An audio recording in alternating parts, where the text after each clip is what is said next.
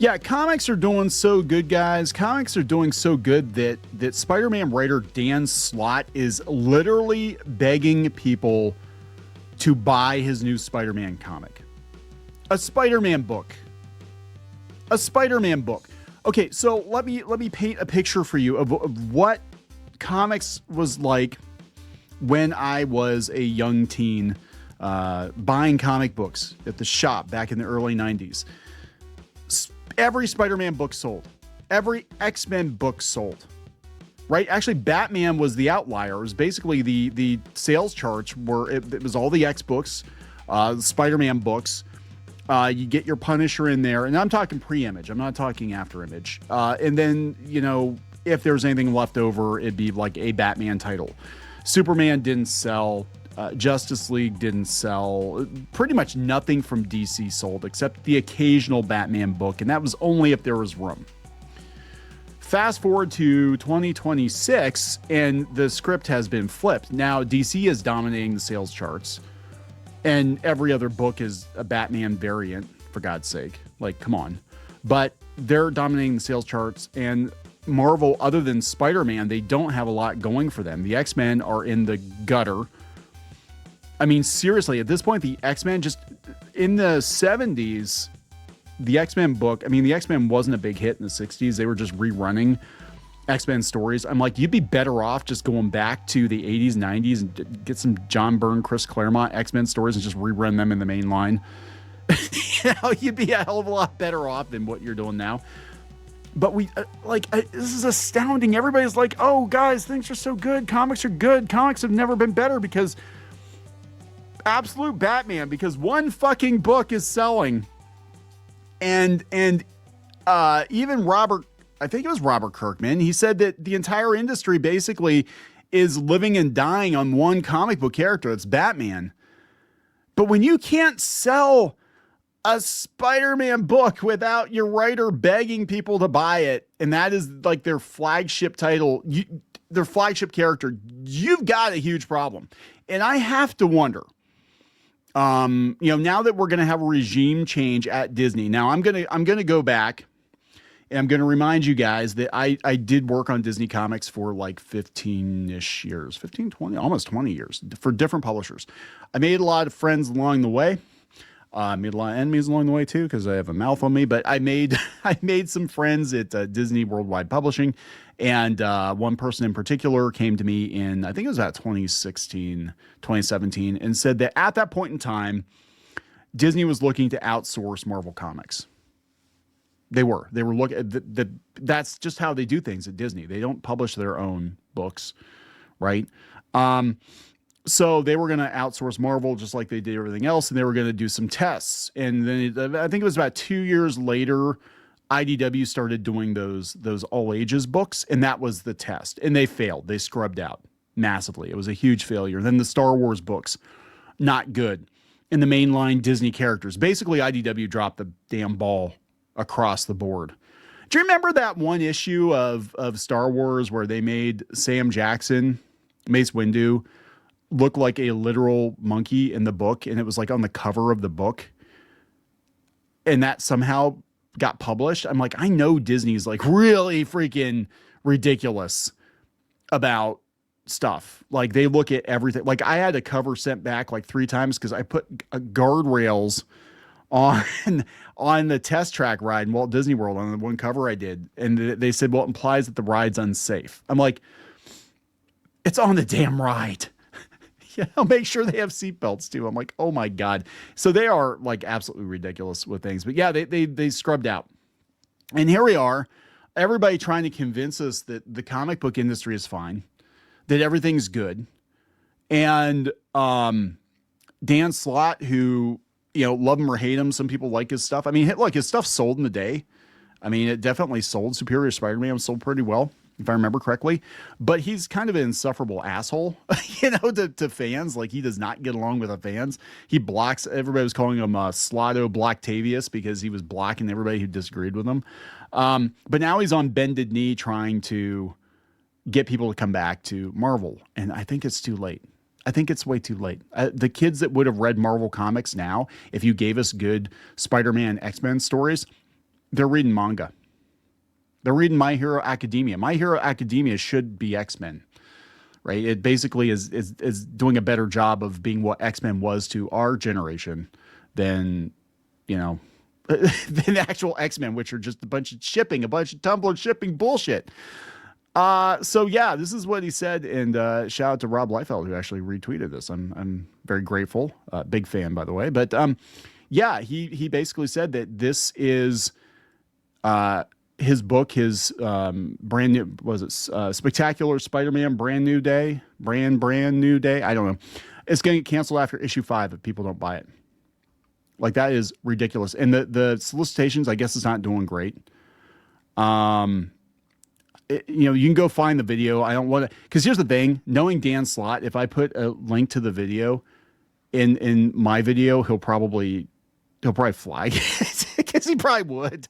But he wanted people to buy the book. He said it's not gonna last in 5 issues if people don't buy it. It's begging. People on Reddit, they were like, hey, we'll give you some praise for being transparent and honest. Other people said, the begging feels bad. It feels like Marvel's not doing well. I don't think Marvel's doing well at all. Let's see. Here's the Cosmic Book News take on it. Let's see what they've said. Dan Slott warns new Spider-Man comic could end by issue 5.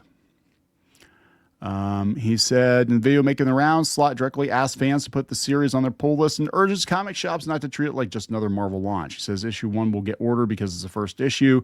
Stresses he needs support on 2 and beyond. He also warns if readers don't back the later issues, the book could disappear. But fifth issue, 5 issues. What is going on over there? That they cancel books after 5 issues. They canceled the Ultimate Spider-Man book, which people loved. And at one point in time, the Ultimate Spider-Man, I'm not talking the original Ultimate Spider-Man with Miles Morales and before that, the Peter Parker. I'm talking the Bendis one.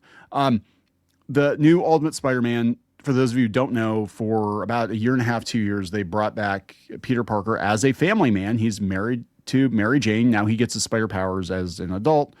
But this is where Spider-Man probably would have been had they not undone his marriage through like the stupidest possible way ever. Just do time travel or some shit. It's ridiculous. And I'll talk about that because I think they really need to address that. For a lot of people, One New Day, Brand New Day, that was the breaking point. And I get they have a new Spider-Man movie coming out, but that was the jumping off point for a lot of people. People grew up with Peter Parker. They grew up, in their own lives with Peter Parker. A lot of people started reading Spider-Man when they themselves were teenagers or they were in college and they were the same age as Peter was. He was married with responsibilities. Now they could relate. He's always been a relatable superhero. And then they took all that away from him and they made him a teenager again. And not just a teenager, like his whole personality changed. He became a dumb fuck. It's like they destroyed Peter Parker. Every chance they had to run Peter Parker down or humiliate him, they did.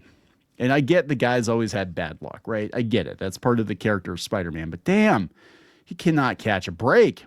So yeah, they canceled plans for Dan Abnett's Imperial Guardians as an ongoing series before the first issue was released. What is this, IDW?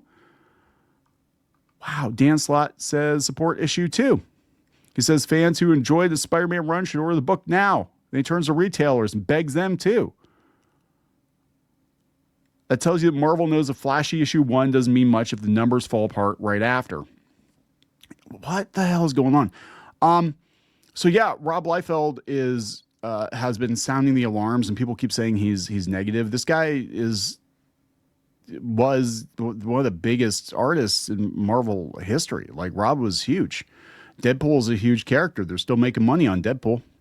And fun fact, Cable was actually very popular in the 90s. People I can't believe people don't remember that. Cable was huge, right? And again, that just shows how far Marvel's fallen, that these characters that were just massive in the 90s, there's a reason that Hollywood swooped in and got the rights to X-Men and Spider-Man and Fantastic Four and Ghost Rider and basically left the Avengers at the bottom of the fucking barrel for Disney. And that's why they had to, what Disney built the MCU on were basically the leftover characters who couldn't sell comics for shit. That's what they got. Like, nobody cared about those characters. The ones that got movie deals from other studios, they're the ones that were actually selling back then. That's why they were worth something. Oh my God.